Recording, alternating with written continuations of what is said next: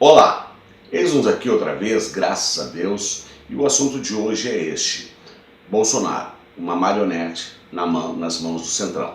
Mas para você que está chegando agora, eu quero pedir para você dar o teu certinho, que é muito importante, o gostei, se inscrever e ativar as notificações. E você que já é inscrito, faça o mesmo, dá o certinho e ativa as notificações, porque o YouTube entende que o conteúdo é relevante e mostra para mais pessoas, tá bom? Então vai rodar uma vinhetinha, você faz isso certinho, inscrição, ativação de notificações, e nós já voltamos para tratar o tema de hoje. Vai lá que eu estou te esperando, tá bom?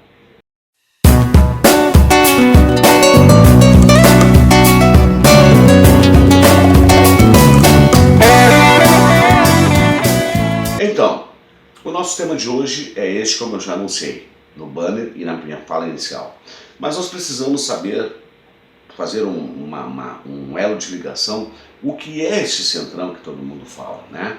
E que hoje tomou conta da Câmara dos Deputados e avançou para o Senado, e é meio obscuro como é que isso funciona. Então vamos voltar lá atrás um pouquinho, vamos tentar fazer uma revisão histórica. Já foi chamado também do baixo clero, os anões, etc. e tal. Quem são esses partidos, né, pela quantidade de siglas que se tem? É o PR, Patriotas, Republicanos, PRTB, PSD, PP, dentre outros. E eles, então, pelo pouco número de participantes nas casas legisladoras, não tinham a voz. Mas é preciso lembrar também da chamada aquela CPI dos anões, da onde o João de Deus conseguiu acertar sozinho 14 vezes na loteria esportiva, quando ele foi questionado o enriquecimento fabuloso dele enquanto deputado e pela condição de vida que ele até então vivia. E foi isso que aconteceu. Esses partidos com poucos membros dentro das casas legisladoras resolveram se juntar. E olha o que aconteceu. É preciso destacar também que desta maioria desses partidos foi aonde surgiu a bancada evangélica, que hoje acabou sendo jogada para dentro desse centrão. E esses evangélicos tiveram como cabos eleitorais, obviamente, R.R. Soares, Malafaia, Edir Macedo, agora o Valdemir, e por aí vai. Todos esses pastores que criaram essas igrejas progressistas, que entendiam que deveriam ter uma bancada evangélica dentro da Câmara Federal ou do Congresso, a Câmara e o Senado, para representar os seus interesses, como coisa que Jesus precisasse disto. Lugar de pastor e de membro que querem professar a sua fé é dentro da igreja, não na política. Mas isso é um assunto que já está mais do que batido. Mas foi esse centrão, então, que se alojou no meio do cenário político e que está muito difícil de destituí-lo. O centrão, os evangélicos, eles não têm causa. A causa deles é a deles mesmos. Eles não têm sigla partidária. O partido são eles e os seus interesses. Eles não têm nenhum compromisso com ninguém, apenas com eles mesmos. E são também os chamados partidos de aluguel, ou então esses parlamentares que estão lá se ofertam para serem alugados, serem comprados, para poder dar a sustentação a um governo. E foi o que aconteceu com Jair Bolsonaro. O Bolsonaro, que chegou com aquela tese lá nas eleições, logo depois, de que não faria acordo com ninguém, que era contra a corrupção, que não ia ceder para Congresso, blá, blá, blá, blá, blá. Tudo um discurso mentiroso, tentando fazer que ele ia ser diferente dos outros governantes. Porque, para quem não sabe, a legislação brasileira diz que tem que ter 14 partidos que formem a chamada base aliada para dar sustentabilidade aos projetos do governo e assim ter uma governabilidade mais fácil. É isso que acontece. No entanto, como o Bolsonaro quis pagar esta nota de bambambam, que nunca foi e nunca será, ele foi fazendo as coisas ao seu bel prazer e por trás dele um ministro da Economia fazendo negociatas ao Deus dará. Até que chegou um determinado momento em que o Bolsonaro se viu em alguma pua e teve que se socorrer com esse centrão. Foi a gota d'água. Era tudo que esse centrão maligno, perverso, individualista, egoísta, safado e por aí vai, queria. Então, o Bolsonaro não teve o espaço para a negociação.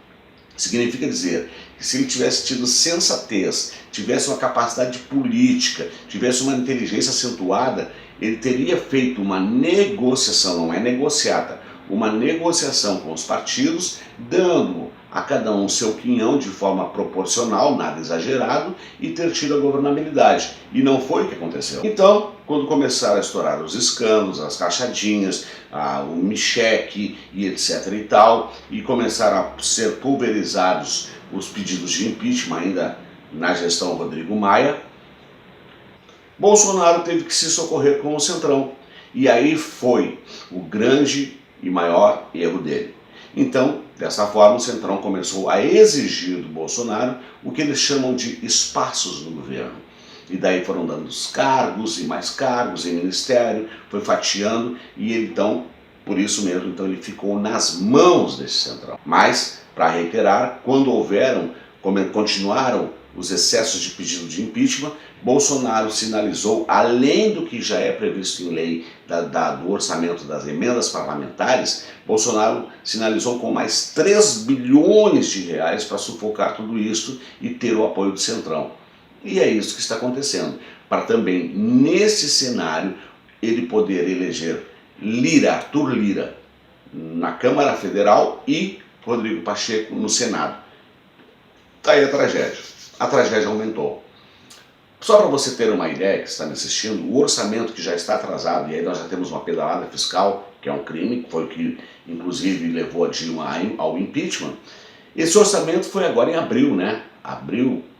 Março, ali, no início de abril, que começou a ser desenhado. E pasmem, quem fez esse orçamento de alguma forma foi a Câmara Federal, foi o Centrão.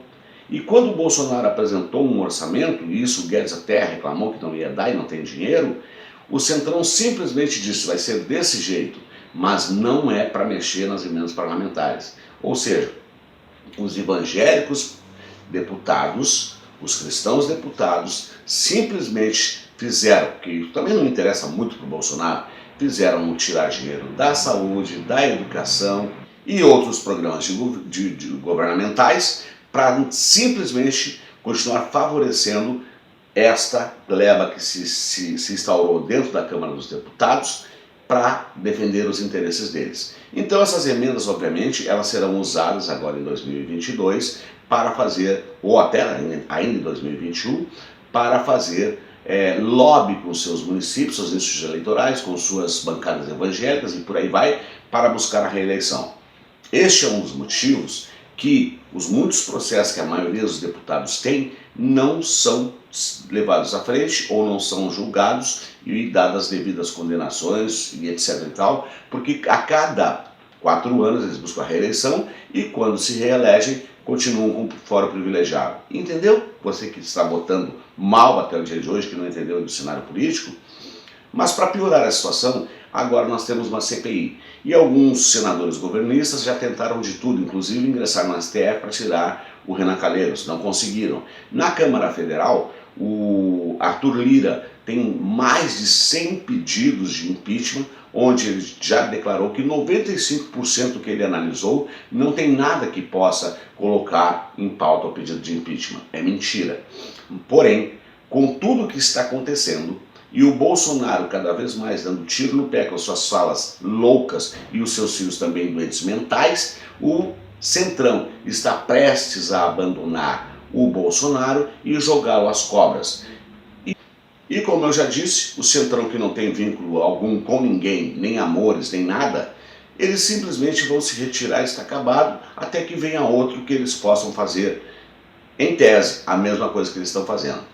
Desta forma, eu quero encaminhar para o final desse vídeo dizendo o seguinte: Bolsonaro não governa. Quem governa este país é Paulo Guedes através da sua economia, do seu modo de conduzir a economia nefasto, sórdido, picareta, ladrão e etc. O Pacheco no Senado e o Arthur Lira na Câmara Federal. Portanto, faça a sua leitura. Bolsonaro é ou não é uma marionete na mão do Centrão e também da elite brasileira e, por conseguinte, do senhor Paulo Guedes. Então é isso. Esta é a reflexão que eu deixo para você analisar. Então eu quero fazer um apelo a você, que é muito importante. Antes de eu terminar esse vídeo, eu quero pedir para você dar o certinho, o joinha é muito importante, para você se inscrever, convidar os seus amigos a se inscrever no meu canal, compartilhar esse vídeo, deixar esse comentário, até porque eu já estou chegando aos 1000 inscritos e a sua participação ela é muito importante. Compartilhar com seus amigos, né? Pedir para que eles se inscrevam no meu canal, até porque eu já estava subindo e dei uma descidinha, porque com certeza alguns que estavam inscritos no meu canal eram bolsonaristas e eles não gostaram das verdades que eu digo, porque neste canal não tem fake news, é a hora da verdade, doa a quem doer. Então eu quero contar com você, repetindo, certinho, inscrição, ativação de notificações, o comentário que é importante e o compartilhamento e o convite aos seus amigos para vir para o meu canal. Quero contar com você, tá bom? Então fica com Deus, reflete sobre essa questão que nós debatemos hoje e até o nosso próximo encontro.